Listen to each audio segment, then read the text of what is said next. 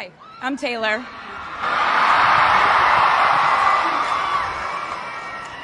Last time I was in a stadium this size, I was dancing in heels and wearing a glittery leotard.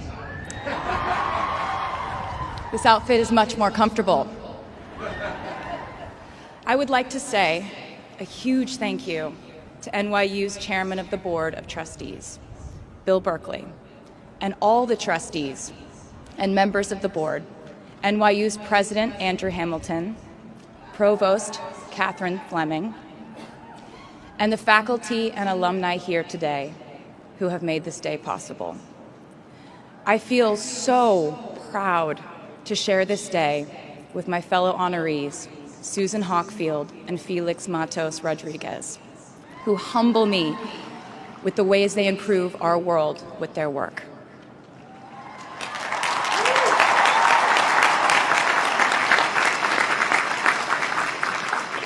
As for me, I'm 90% sure the main reason I'm here is because I have a song called 22.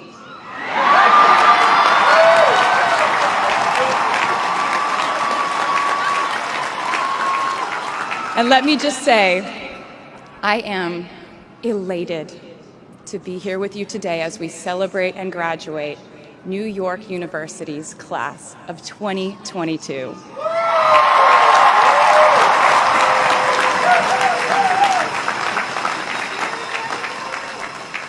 Not a single one of us here today has done it alone. We are each a patchwork quilt of those who have loved us, those who have believed in our futures, those who showed us empathy and kindness, or told us the truth even when it wasn't easy to hear. Those who told us we could do it when there was absolutely no proof of that. Someone read stories to you and taught you to dream, and offered up some moral code of right and wrong for you to try and live by. Someone tried their best to explain every concept in this insanely complex world to the child that was you, as you asked a bazillion questions, like, how does the moon work? And why can we eat salad but not grass? And maybe they didn't do it perfectly. No one ever can.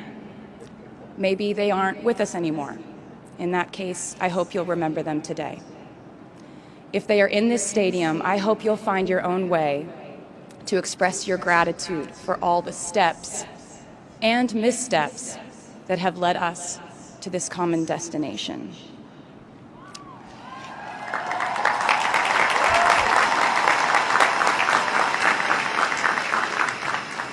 I know that words are supposed to be my thing, but I will never be able to find the words to thank my mom and dad, my brother Austin, for the sacrifices they made every day so I could go from singing in coffee houses to standing up here with you all today, because no words would ever be enough.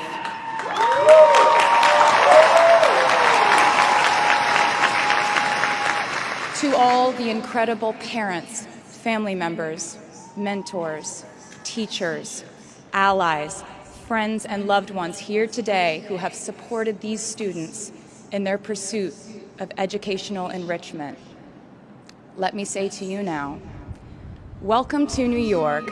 It's been waiting for you.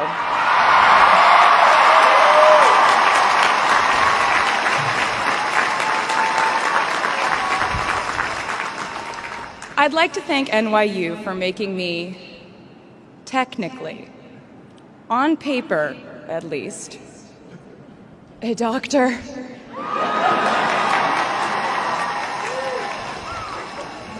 Not the type of doctor you would want around in case of an emergency. Unless your specific emergency was that you desperately needed to hear a song with a catchy hook and an intensely cathartic bridge section.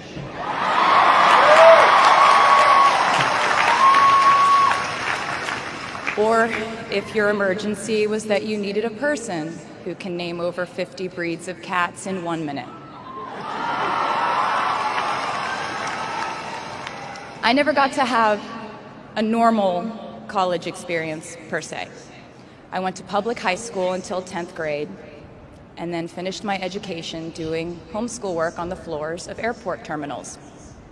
Then I went out on the road for radio tour, which sounds incredibly glamorous, but in reality, it consisted of a rental car, motels, and my mom and I pretending to have loud mother-daughter fights with each other during boarding so no one would want the empty seat between us on Southwest. As a kid, I always thought I would go away to college, imagining the posters I would hang on the wall of my freshman dorm.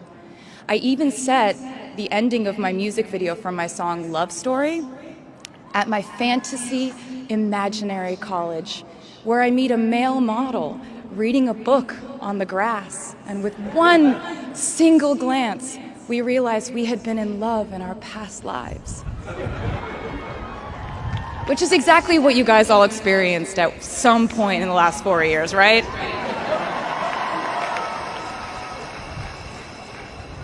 But I really can't complain about not having a normal college experience to you, because you went to NYU during a global pandemic, being essentially locked into your dorms and having to do classes over Zoom. Everyone in college during normal times stresses about test scores, but on top of that, you also had to pass like 1,000 COVID tests. I imagine the idea of a normal college experience was all you wanted too. But in this case, you and I both learned that you don't always get all the things in the bag that you selected from the menu in the delivery service that is life. You get what you get. And as I would like to say to you wholeheartedly, you should be very proud of what you've done with it. Today, you leave New York University and then go out into the world searching what's next. And so will I.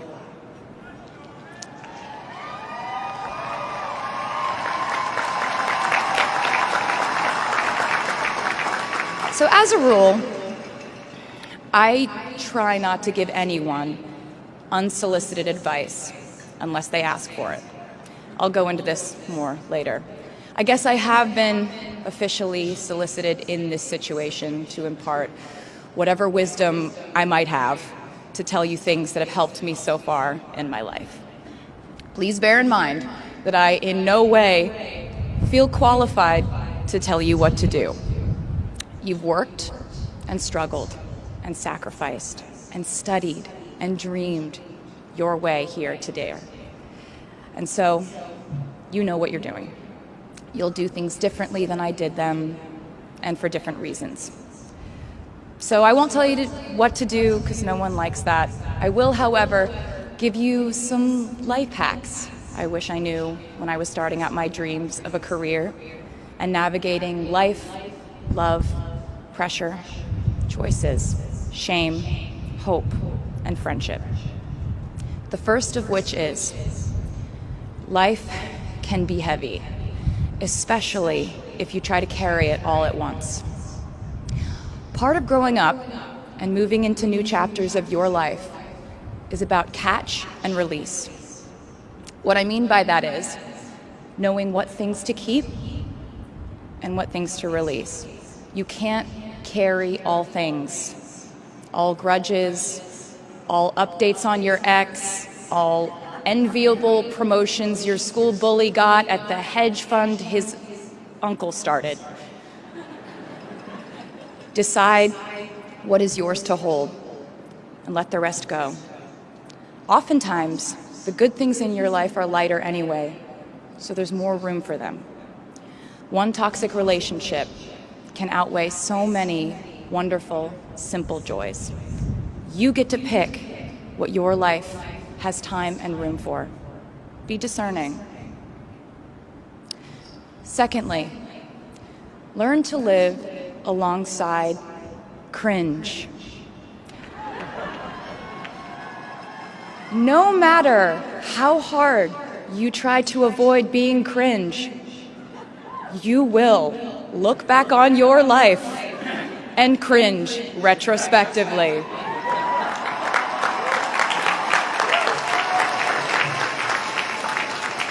Cringe is unavoidable over a lifetime. Even the term cringe might someday be deemed cringe.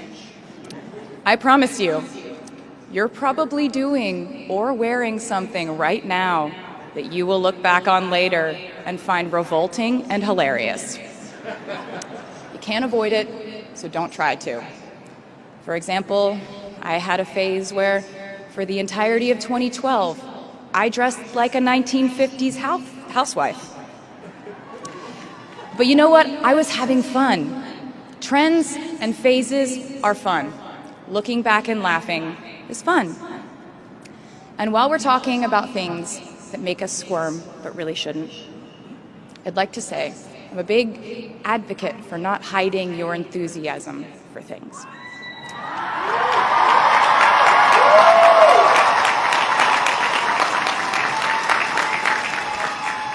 It seems to me that there is a false stigma around eagerness in our culture of unbothered ambivalence.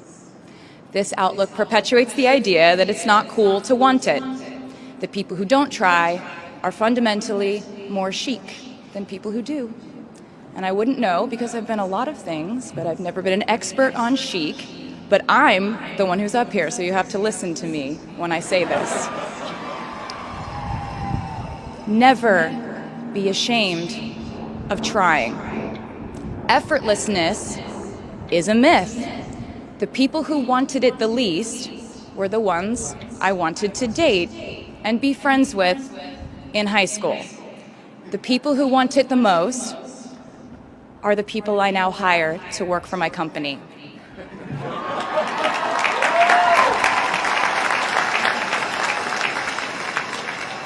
I started writing songs when I was 12, and since then, it's been the compass guiding my life, and in turn, my life guided my writing. Everything I do is just an extension of my writing, whether it's directing videos or a short film, creating the visuals for a tour, or standing on a stage performing. Everything is connected by my love of the craft, the thrill of working through ideas and narrowing them down and polishing it all up in the end, editing, waking up in the middle of the night, throwing out the old idea because you just thought of a newer, better one, or a plot device that ties the whole thing together. There's a reason they call it a hook. Sometimes a string of words just ensnares me, and I can't focus on anything until it's been recorded or written down. As a songwriter, I've never been able to sit still or stay in one creative place for too long. I've made and released 11 albums, and in the process, I've switched genre from country to pop to alternative to folk. And this might sound like a very songwriter-centric line of discussion, but in a way, I really do think we are all writers. And most of us write in a different voice for different situations. You write differently in your Instagram stories than you do your senior thesis. You send a different type of email to your boss than you do your best friend from home. We are all literary chameleons, and I think it's fascinating. It's just a continuation of the idea that we are so many things all the time. And I know it can be really overwhelming figuring out who to be and when, who you are now, and how to act in order to get where you want to go. I have some good news. It's totally up to you. I have some terrifying news. It's totally up to you. I said to you earlier that I don't ever offer advice unless someone asks me for it, and now I'll tell you why. As a person who started my very public career at the age of 15, it came with a price. And that price was years of unsolicited advice. Being the youngest person in every room for over a decade meant that I was constantly being issued warnings from older members of the music industry, media, interviewers, executives, and this advice often presented itself as thinly veiled warnings. See, I was a teenager at a time when our society was absolutely obsessed with the idea of having perfect young female role models.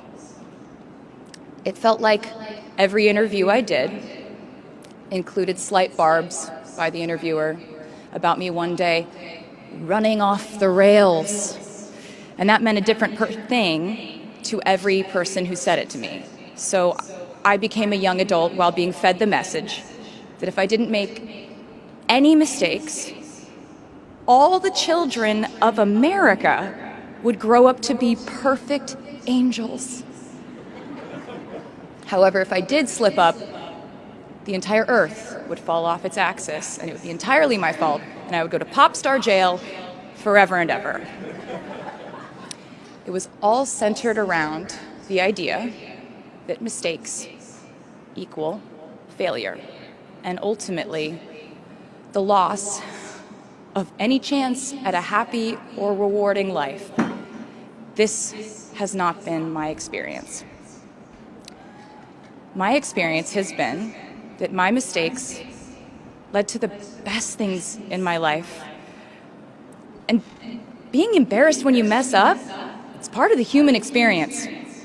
Getting back up, dusting yourself off, and seeing who still wants to hang out with you afterward and laugh about it, that's a gift. The times I was told no, or wasn't included, wasn't chosen, didn't win, didn't make the cut, looking back, it really feels like those moments were as important, if not more crucial, than the moments I was told yes.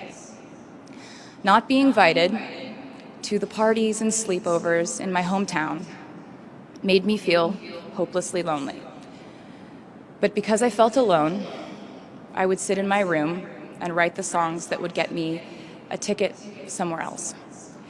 Having label executives in Nashville tell me that only 35-year-old housewives listen to country music, and there was no place for a 13-year-old on their roster, made me cry in the car on the way home. But then I'd post my songs on my MySpace, and yes, MySpace. And I would message with other teenagers like me who loved country music, but just didn't have anyone singing from their perspective. Having journalists write in-depth, oftentimes critical pieces about who they perceived me to be made me feel like I was living in some weird simulation. But it also made me look inward to learn about who I actually am. Having the world treat my love life like a spectator sport in which I lose every single game was not a great way to date in my teens and 20s. But it taught me to protect my private life fiercely. Being publicly humiliated over and over again at a young age was excruciatingly painful, but it forced me to devalue the ridiculous notion of minute-by-minute, ever-fluctuating social relevance and likability.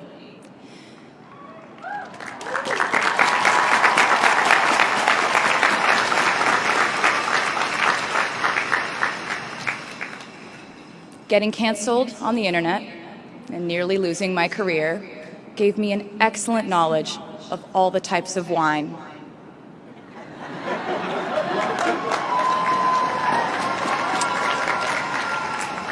I know I sound like a consummate optimist, but I'm really not. I lose perspective all the time. Sometimes everything just feels completely pointless. I know the pressure of living your life through the lens of perfectionism. And I know that I'm talking to a group of perfectionists because you are here today graduating from NYU.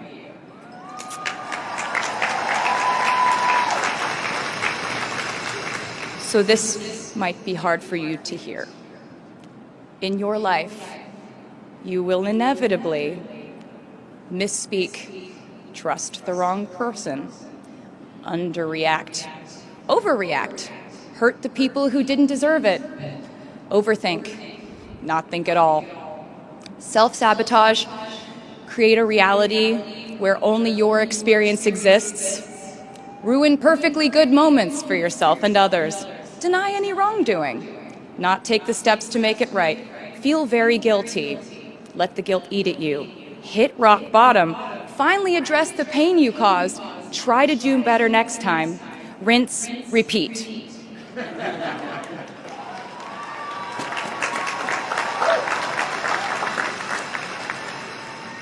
And I'm not going to lie. These mistakes will cause you to lose things. I'm trying to tell you that losing things doesn't just mean losing. A lot of the time, when we lose things, we gain things too.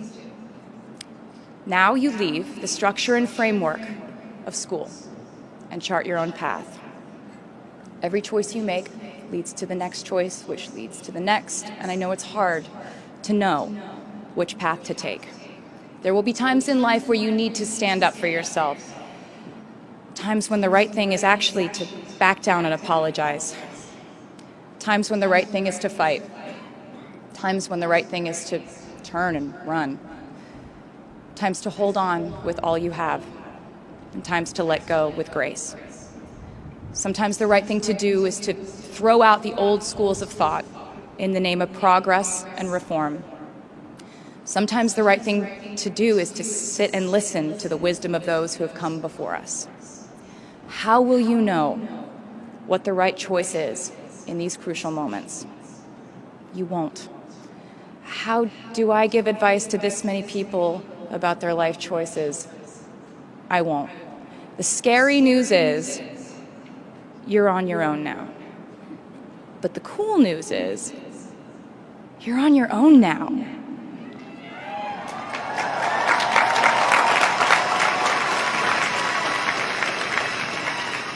I leave you with this. We are led by our gut instincts, our intuition, our desires and fears, our scars and our dreams. And you will screw it up sometimes. So will I. And when I do, you will most likely read about it on the internet. Anyway, hard things will happen to us. We will recover. We will learn from it. We will grow more resilient because of it. And as long as we are fortunate enough to be breathing, we will breathe in, breathe through, breathe deep, and breathe out. And I am a doctor now, so I know how breathing works. I hope you know how proud I am to share this day with you. We're doing this together, so let's just keep dancing like we're the class of 22.